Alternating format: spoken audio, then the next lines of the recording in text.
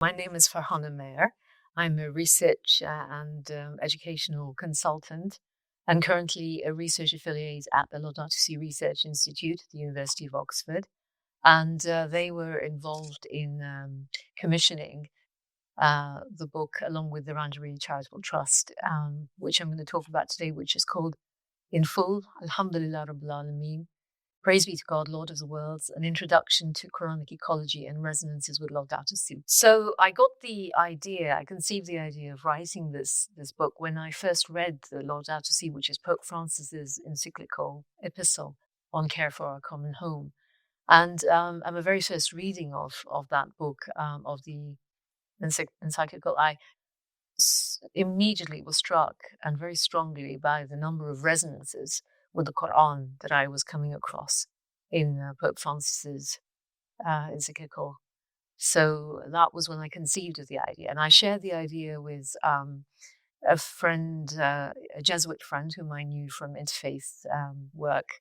And in due course, I was able to present the idea to the Laudato Si Research Institute and the Ranjari Charitable Trust, and they liked it. And Alhamdulillah, funded it, and the Spalding Trust also gave me grants that helped me to finish the work. So, well, there's a lot that I try to sort of highlight in the book, but just briefly, I aim to present the Quranic ethical principles and ecological perspective, highlighting that, and also really, again, as I said, to highlight the resonances that they are with the Quran in the Laudato Si, and also to show how the Islamic divine names relate to things. So the book is mainly divided into four main parts, and there is one appendix. So in the first part, I introduce my main sources, which are the Quran and the Islamic divine names, which here I present as ethical benchmarks for humanity and a framework of principles within which we can situate ecological virtues. And I also introduce the Laudato Si, which is the papal encyclical, Pope Francis encyclical, and the whole tradition, the Catholic tradition of having these papal epistles, which present their social Catholic social teaching. So that's part one. In the second part, I firstly give a brief entree into, or a brief glimpse into the Quranic view of creation, and a brief idea of the climate crisis, the sort of eco-environmental crisis that we have. And then I go into looking at the foundational Quranic principles for integral ecology. So looking at things, at the key kind of virtues of Tawheed, which is unity of God and the interconnectedness of creation and God and humankind, and balance, which is adl, and equitability, qist, moderation, tawasut and wasatiyah, and not least rahmah. So I also look at, in addition to these virtues, I look at the concept of the fitra, which is the nature of humanity and the nature of God. And I relate these, or rather I relate the divine names to these as well, to show how they're interconnected. So that is in the second half of part two of the book. In part three, I make a comparative study between Laudato Si and the themes of Laudato Si and the Quran, and I look at concepts such as the nature, the constitution of the human being. What is it to be human?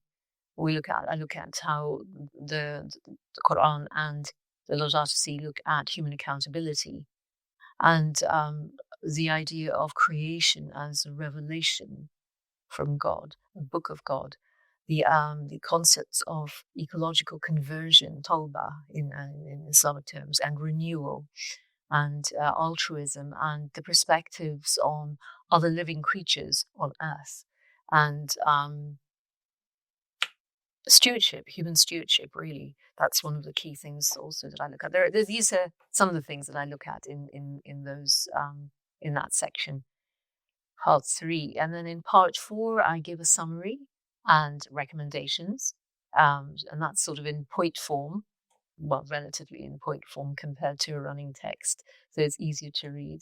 And then there is, for Muslim theologians in the appendix, I have a little discussion of how, of the Quranic syntactical formulations for the divine names. In other words, how does the Quran formulate its references to the divine names, and the grammatical structure and the semantic structure, and a list of the names that are used in this book. Some of the key things really that came through to me in the research, and I hope has come through in the book, is that ecology is profoundly theocentric. It's God-centered, and the care and the respect for our natural world permeates the Quran in its entirety. There is a tremendous respect that we should be according to all of creation, because all of creation is depicted as ayatullah, which, as you know, is also the term that is used for the verses of the Quran. So there is an inherent sanctity in creation and within us ourselves that is there, and it's right there in the Quran. And the Quran, numerous chapters and verses of the Quran show how respect for other living creatures on earth and for the planet itself, and for the balances in nature, the equilibriums that, we're all talking about percentages now. These things are very sacred. And so I would encourage our Muslim populations and the youth especially to think um, to think of ecology as very much part of our relationship with God. It is part and parcel of it, and we are accountable for what we've done on Earth and what we've done to Earth and to the other creatures on Earth. So, let's be very conscious about how we are living. Let's not do it in a blind way and just go along with things how they are. Let's do things consciously. So first of all, there's quite a lot still to unpack from this book, which I'm doing through presentations and workshops. So actually, if anybody is interested in having such a session, they should feel free to contact me. But in addition to ecology and climate change and the other things, I am looking at the moment into Qur'anic theological perspectives, or a Qur'anic theological lens on artificial intelligence, and looking not just at the ethics of it, but also the more philosophical and kind of spiritual questions of what the relationship between, or the relationships between spirit and life, and intelligence, and consciousness, and mind, and body are. So these are the kind of ideas that I'm exploring at the moment, with a view to making possibly a chapter, or certainly another presentation and workshop on